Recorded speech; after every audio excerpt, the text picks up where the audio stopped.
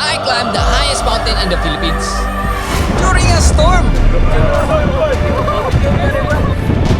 Pinaka-crazy summiting experience with crazy trails and surprises, malalaking boulders and sulfur smokes, beautiful flora at fauna, out of this world view. So tara, join me in this adventure at the highest mountain in the Philippines, Mount Apo, Santa Cruz Trail. In this video, I will show you the cost, gears, and general tips na helpful in your next trip sa Mount Apo. Ang Mount Apo ay matatagpuan sa southern part of Mindanao, split between different regions. This mountain has a lot of trails. Pwede mong pagpilian. This is my second climb sa Mount Apo. Previously, I climbed the Kidapawan Trail. Now I'm back via Santa Cruz Trail. It takes 3 days and 2 nights to complete this trail. 1 day to base camp, another day to the summit, and the last day pababa. Maraming highlights at point of interest ang Mount Apo. Boulderings, crater, Lake Venado, berries na edible, mga monkeys na chill, at iba't ibang hayop at halaman. Nung tinawagan ako ng amigo ko na mag-training para sa Mount Mantalingahan, Palawan, grinab ko na yung opportunity, knowing that this is the highest peak in the Philippines.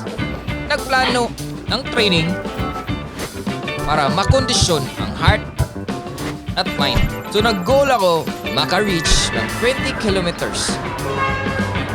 Until few weeks later, mating na ang October 25. From Cebu, I flew to Davao. Hi, welcome aboard. Nagstay kami sa isang hotel para sure na makapahinga kami. I always make sure na tama yung tulog ko before the climb. There I met with my friends na mga sabog at halimaw pagdating sa climbing. Sina Jessray, Candy, Kitty, Lori at Banji. Nag-organize na kami at nagpahinga for tomorrow. Day 1. At around 2 a.m., pumunta na kami sa meet-up point which is sa Jollibee, Sandawan Road, Davao. Kinuha kami ng van at around 3 a.m. We drop off to a breakfast place. Kumain, nag-coffee para busog-lusog.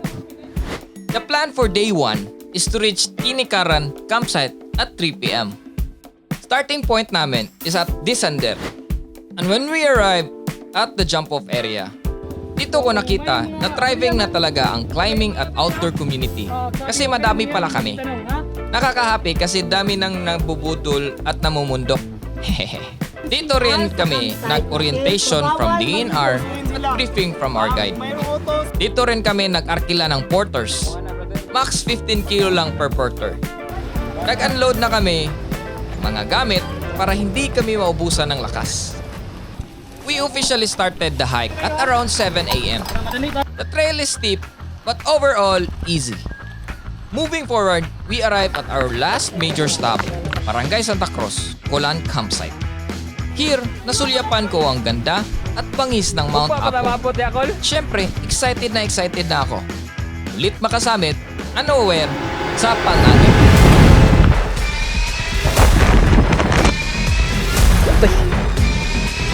Bro, mag-hypothermia na niya ang gamot. Along the way, before the assault, dito ko nakita ang mga kabuhayan ng locals, farm, small tindahan.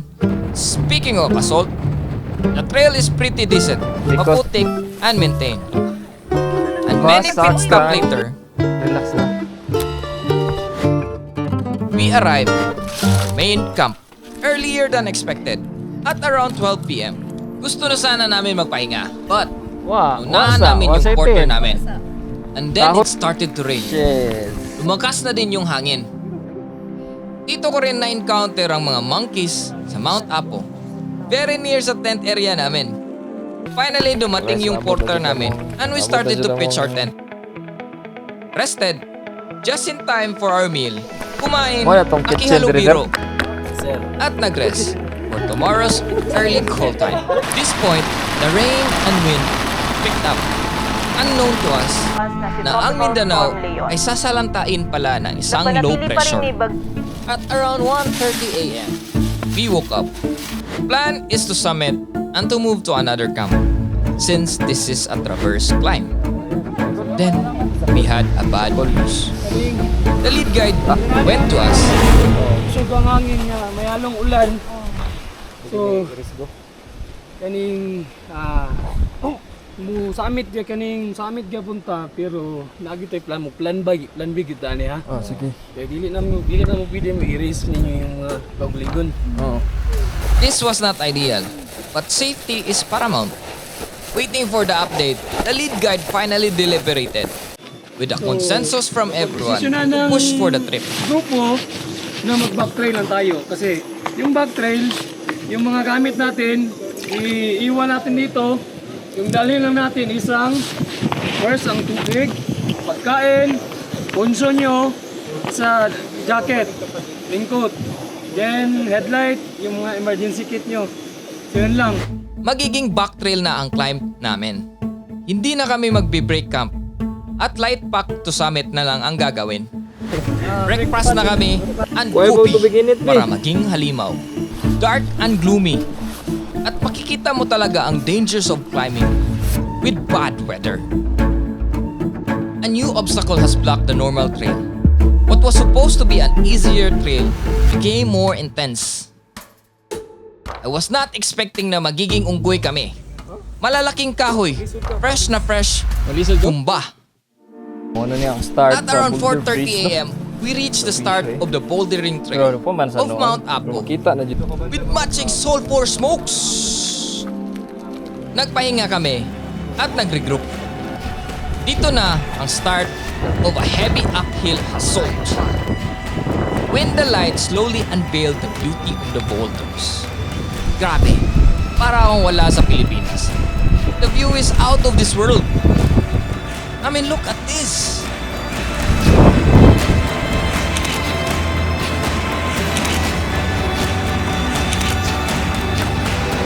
Scaling up, yumakap sa amin ang fog. Limited na yung visibility namin. Buti na lang, madami kami at sure yung trail. Temperature is slowly dropping. Wind is picking up. Umabot na kami sa isang stopover.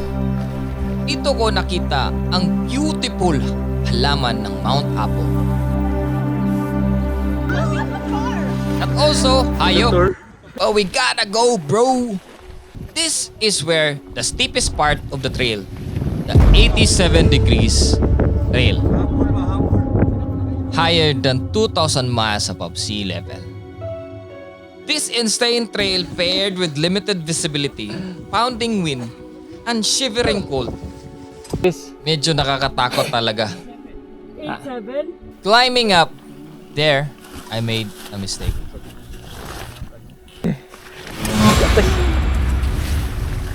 Muntik na talaga akong matagak. I lost my balance. At around 7:40 a.m., we reached the last stop before the peak. Yung crater ng Mount Apo is puno na ng tubig. Compared before, dito rin ako medyo kinabahan. Baka mag-overflow at hindi na kami makababa. At this point, I'm really cold. Natatakot na rin ako talaga sa hangin. Dito na rin ako napaisip. Sinanong ko ang sarili ko. Ano ba talaga kasalanan ko? Ba't ko ba pinapahirapan sarili ko? Kung naglaro na lang sana ako ng Dota sa bahay, baka mag-rank up to guardian pa ako. Pero wala eh. Gusto talaga na sakit sa katawan. Finally, at 2,900 meters above sea level, we reached the top. But there is no refuge here. Only cold and intense wind. Walang clearing. And standing is a real risk. So we kept our heads down. I have never experienced anything like this sa buhay ko. Sorry talaga mga pa. But wala eh. To risk is to live. Hindi na kami nagtagal mga par. Kasi yung itlog ko Bro, mag-hypothermia na niya ang kamot. parang di ko na Or ako may nafe-feel. mag-hypothermia. Buti na lang talaga may extra glove yung kasama ko. Kaya kung wala, hindi ko alam kung anong mangyayari sa kamay ko. At itlog ko.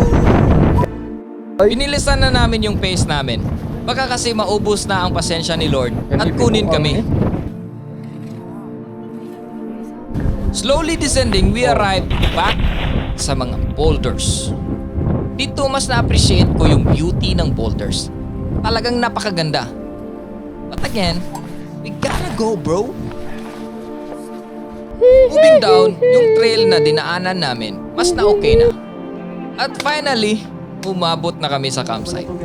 Early for dinner, so nagpahinga para makarecover. Dinner time! Pinakain talaga kami ng maayos. Sarap. Morning, binungad na kami ng catering na pagkain. Grabe!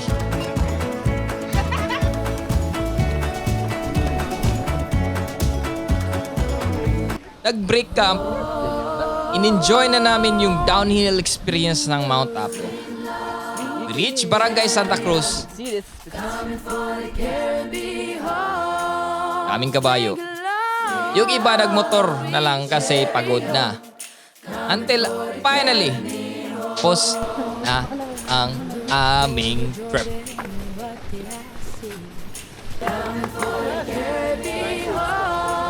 We also received certificates. And of course, nakihalubiro sa mga kasama kong matitigas.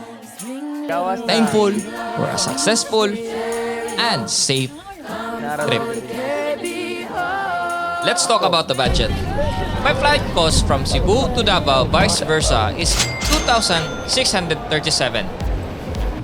Room is 2,800. Good for 6.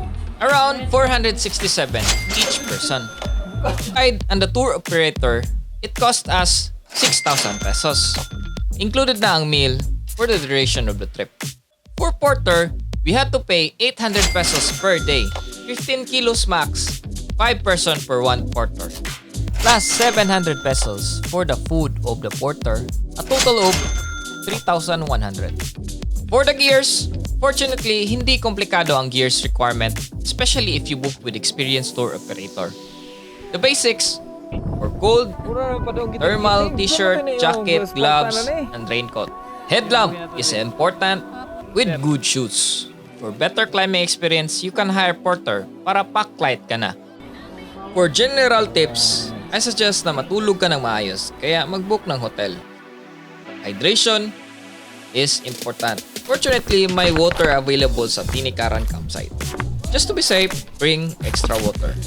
Prepare for the cold. If this is your first time, major climb, an altitude exceeding 2,000 meters above sea level, please, huwag magmadali. Allow your body to adapt para malayo sa risk of altitude sickness. Thank you so much for watching this video. And if you're still here right now, thank you.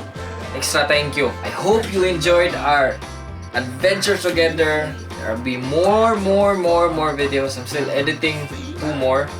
One is Pulag and the other one is remaster of Mount Giting-Giting. We just hit 1 million sa isang video natin, which is ang Mount Pantalingahan. I'll be continuing to work. I'll continue to improve the video, my production.